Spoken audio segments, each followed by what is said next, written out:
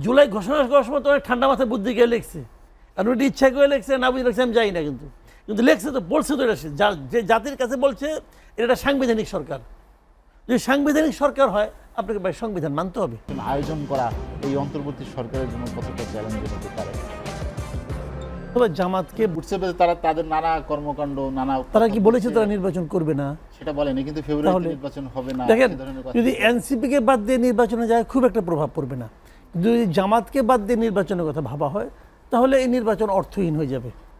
কারণ আপনারা যে কাজটা হয়েছে এখানে, যে প্রথমেই তারা আওয়ামী লীগকে সরিয়ে দিয়েছেন নির্বাচনের মাঠ থেকে, যদি আওয়ামী লীগকে সরিয়ে দেয় তাহলেই এই নির্বাচন খুব ভালো নির্বাচন হবে না।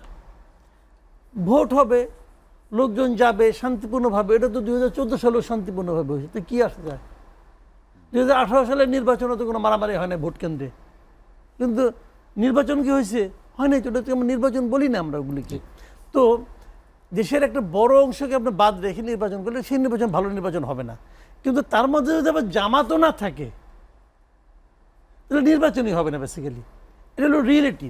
এখন প্রশ্নটা হলো জামাত থাকবে না কেন? জামাত যদি না, দেখেন আওয়ামী লীগকে নিষিদ্ধ করার যে ব্যাপারটা ছিল, এর পেছনে সবচেয়ে বড় ভূমিকা ছিল কার? জামাতের। যে যাই বলুক, ওই হাসনাত আব্দুল্লাহ নিয়ে আসেন, অমুকে নিয়ে আসেন, তমুকে নিয়ে আসেন, আনতে পারেন, বাট সবচেয়ে বড় ভূমিকা ছিল জামাতের। জামাত এটার মূল মাস্টার মাইন্ড আমি বলবো আর কি।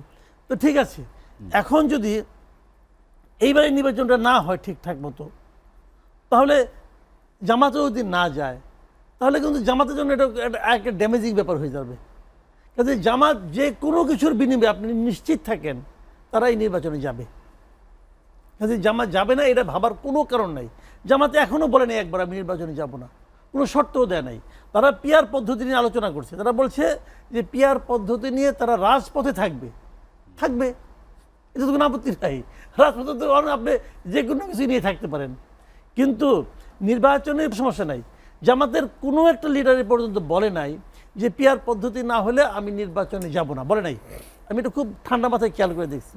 হ্যাঁ, এনসিপি কিছু কিছু বিষয় বলছে, এনসিপি বলছে যে এনসিপির কথাগুলি মনে হয় যে অ্যালার্মিং। যেমন একবার এনসিপি বলছে যে ডক্টর ইউনূস বলেছে ফেব্রুয়ারিতে নির্বাচন হবে, কিন্তু ফেব্রুয়ারিতে নির্বাচন হবে না। মনে হয় না যে হবে, মনে হয় শব্দ নেই, কিন্তু